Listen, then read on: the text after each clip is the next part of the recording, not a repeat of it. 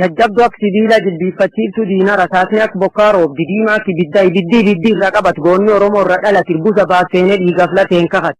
Woboowwan ta'een taqabatan woboon gaachanni guyyaa rakkoo daanganichisan beektootaaf murannoota markaan leenjisan hojiilee lol keessatti bara kan rakkoo jajjabduu Oromoo ilmaan sabaaf dhalchan bololtuu gufu qabsoo afaan irraan sirban wom jetti wom dhageenna wom dubbattime wal garra. Shalee baamnaa jettee guyyaa shanii qabatte maqarabbi guddaati guyyaa jallakkisi gonkumaa abdii qabnu woboon of ijaartee fagoo caaltee dabarte. Waan cufaan of dadhabdee xolol olii gadoofte lolayyuu sunum gootee miidiyaa waliin dhooftu maqaa addunyaan nuun hin beekne shalee nuun jechuudhaaf afaan sin baqatiin wobo jedhi nu yaam. Waan cufaan si qaalla dhugaa argaman yoo ati hin beeknu sittima wobo jechuun waraan goot ilmaan Oromoo ka Oromummaa fi akka faayaa tuffate. Yoo gootummaa isa gaafate kakaan kaan buqqifate ijoollee gaafa Afrikaa tadaangaa abbaa fi gurguruu dhoowwee tiffate dhiira Oromoof jettee takkatti jijjiirraan qabnu lubbuu ofii wareege. Tan barbaad bilisummaa waggaa duraasa ta'e tan nam qabsoof hojjetu nam wal dhabduun hin qabne tan nam kaayoo tan bu'aadhaaf abbaanuu wal dhabdu. Badhaatu biyya abbaa nyaap afaan luugamuuf wanni siin dubbattu Oromummaan tiifaa jetti qarshiin qaaliin hin bittu. Dhugum baanti dhugumaan dur dhaabbatti itti qabxeetti bututtee sabiitiitii dhukkubdi tiilkofteetti raffaadde jaallantii qaqaaliin Oromiyaa walaba lafeefiitiin jaarti. Woboon faayidaachanii dhugaa argirra goree soof jedheen kijjifu alaga jalcecee gororeen diddiku fedhi akkasiin qabu fedhiin isa gurguddoon hadhee mootummaa buusu cinaacha ciisee rafu. Gaafinni cinaacha rafee haa jedhee qabbanaa'u gaafsirni burkutaa'ee asirra qulqullaa'u achi as rakkoon jiru. Buuta soddomni guutuu afaan kee tokko jira hidhannoo isaa haasinaaf borsaa miyyu akka jiru waliin doorsinu lolayyuu wal gaafate dabballeef qondaalaan qindeessee maratee waraanii wal dhuunfate barraaf dura siqii barruun harka mul'ate qophaa'ee dura siqee waraanii dudubbate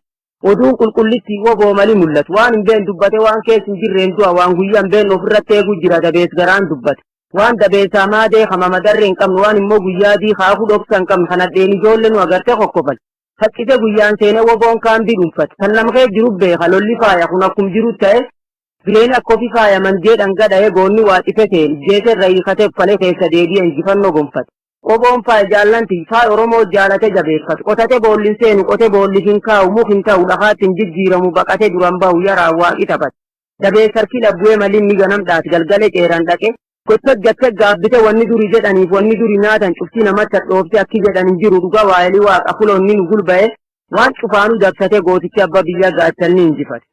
Gootichi goofaree isaan qaagoot gumaan ila diimaak barbadi bidda taakkee buttaaf cibratti rifeensi luucaaf ginyaar guduruu martii leenca kum leencatti qumtii dabbasa qabdi. Affarra qoraaddisa boqoo areedi lagada gootichi rassa goofaree geerartu haambi nyaaphaa weerarti. Itti dhoositu bombii dhooftoof dura haaftu boollaaf mishigiisii qottee awwaaltuu fanjii. Illeensaaf lafoo waan takkatti hin dar jajjabeen dhiirran oboo dibbeessaan kiis marsii biddisuu asoosii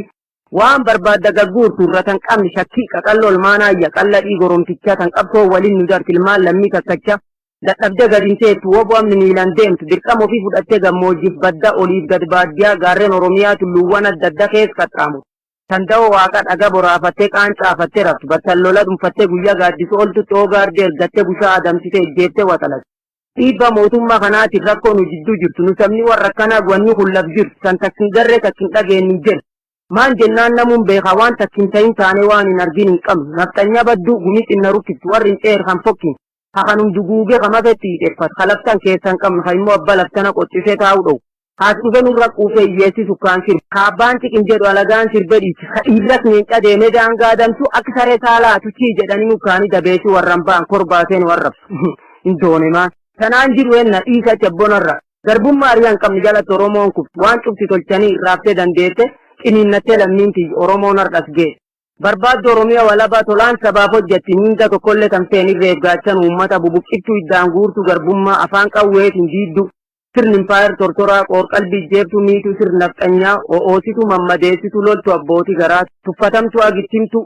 Ujiidhaalleef gaafanaa humnu furgaatu garee hooma waraana mudannoof muuxannoorra miseensa madaqoo fi gootummaa wal'aalchiftu gaggameeyyuu waraana roorroo biffaniif warraa kan jilbiifan geggeessitu qabsoo didda garbummaa falmii walirra hin cinne haalii fedhu ulfaatuus uummatii isa nyaapus wanni feetu waan feetu yoo taate shiliftee tarrifan adamsitu nafxanyaa tarasaa sinfiqan ololtuuf galchuu gurroo fi tan ergin beeltan jedhu dheebu tan jedhu injiraa injijjaa jedhanii qabsaa'ootiin sabnin ijoollee rabbi tokkochi malee eenyullee gadi hin jedhu. Akka nu qabdu Oromoon gootichi abbaa lafa qabsaa'onni ilmaan sabaa nu dhibboo ijoolleen woboo.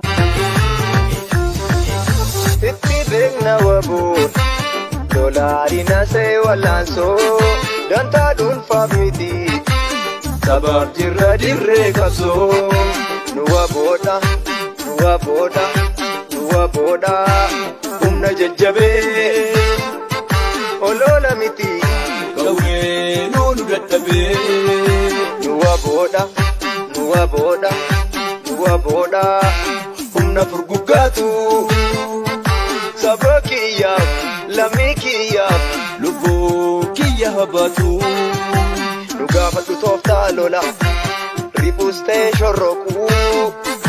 nafteenyaa saleellee gadi qabachiisna boquu ololtus aleellee gadi qabachiisna boquu. Oromootiya biyyi nama lafa qabu qaba. Ilmee nam fulaa qabudhaan waan dhufee gabbuunee laal lammiin keenya Oromoon waan tokkoon gar hin jiru. Mana nagaan baate nagaan galuutti hin jiru. Daddal warrumat daandisu barumsi sabab hin dhabu. Yookaan korona jedhu yookaan man barumsa dirree waraana godhu niti keessa qotu. Nisoom namni nuukaa kan qotii oon baate Oromoo baate argatte Oromoo baatee yaa wanjoo garbummaa godhu. Oromoo akkan jirtu akka isiin bilisoomtutti akka sidiin dhumtee baddee yookaan of jibbaatee harkuuf kennatutti. Tarkaanfiin lolanoof woboon namaan kilis isan immoo gamteessanii mee waan mootummaa kana tokkoon jala bulla tokkoon jiru akkana tokkaanii qabsoomne rakkotan keessa baana maal waliin jechuu jirtu in kalkalan jenne Oromoon tokkintaa garbummaan hin buqqaatu. Gara keeyyaayyuu garte afaan qawwee kan malee filannoon nurraan kaasu naftanyaatti arga dibba faajjiin ta'een gad hin baatu guyyaan faajjiin gabbaatu dhiyoo ammoo hin fagaatu waan cufaa boobniin bada Oromootii jabaa yoomilleef nu abdad karaan ilmaan teessayyaat as gaaleetti irrarraas abbo ijoollee Oromoo halloo daara dhaltiin taatu aayyoon gootowwan hedduu garbummaan bulteen kaasu. Oromootiya qabsoon teelladhaa miti eegi mootummaa dargii jijjiiramti dudhamne mormatti carraaqe cubbuu malagaagamne lakka akkasii miti waan hedduu gufuu ta'e nu dur dhaabbatanii filas tattaaffii oboot laga bartibilisummaa goobanaa saree ta'e nama hedduu sallees immoo waan jedhus deebee arraba ofii nyaatanii nama hedduus of jijjiir nama hedduu garaan baas danti ijoollee teessanii akkamiin dhabde teessu badhaatu biyya beeti kan dhabnaan dhibiin gar dachee mukaaf gaarranii qabsoo jabeessuu baannaan tula awwaalaa kingar eenyulleen akkas bee warri awwaal nurraan qabu shimalli sabbii gaafa goobana gaacheefa kamaaliin dubbatini waggaa sadii keessatti maal nu godhu kun namichi biyyi wareegamaan dhuftu adiyyi harkas hin fuudhin adiyyi waaqame nam gurraacha keeti naan ta'u jedhi dubbatu baase afaan kan keeti qawwee bitii falmatu handhuraa fi gurguri dhamaleen horani farro maleen deega wanni nu waliin beek guyya maleen du'an lammitii Oromoo waan tokko wallaalin kurree fareetiin ka'u sodaachan gowwoomi aduun dhiite dukkanti biddi dhaame daaraan lolaan dabree maansi dhoqqeen sin fudhatin dibbaatu bira deem kun mootummas hin ta'u iddala bulaa jettee ofitti hin taphatin Oromoon borbidisoom hamtu hin gaafatin hoo seenatti of gabaa waraanni kan kee woboon ilme tantee bulcheeti kaasuu mal warqiiti of ijaar hairraas rabbi beeka ammaatti afaan qawweeti mee waliin nu daawwat kan akkamiin dhiisan dubbii miidhaati gochi Abiyyi Ahmadi nu ammoo hin teeti wareegamni jaallanii Oromoo ijoolleen tante sodaachittee roraatti jeexee mootummaa biyyi sirni nutti buqqisa jabaat Oromootiyya diqqumaan baqatin Oromootiyya tokkisanii dhalate tokkeetii dhalatee lubbuu callaan jira tokkirra baqatee biyya laatti of gaba tokklaftanaaf jedhee du'e allaattiin tokkirra nyaatee dhugee waan hamtu ta'eettiya waan cufaaf Oromiyaa ijoollee waa bita'e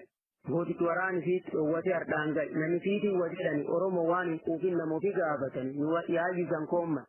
haayontu waliin teenna qabsoo nu lakkiftan maaf odotuan kanaatu mudannoon qabsoo tana rakkoo nagan geessisanirraan nurgeessi malatanuun beektani gaaf qabsoo tanatti gootowwan tuun kinnaat guma warra baasuuf dhaabbii waraan ijaar gaaf haalli jajjabaannaan galtuun beelin dandeenye raasaan nu dhiibsee galti womaafuun jilbiiffatu woboo waliin gadat imaana ofirreetu wal malee homan qabnu taraarri guyya lolaa wallaannee fayyifat dhandhamne dhachidhamne haayoo tanatti agam wareegamni waan jiraati nama lubbuu jaalan hedduu of bira dham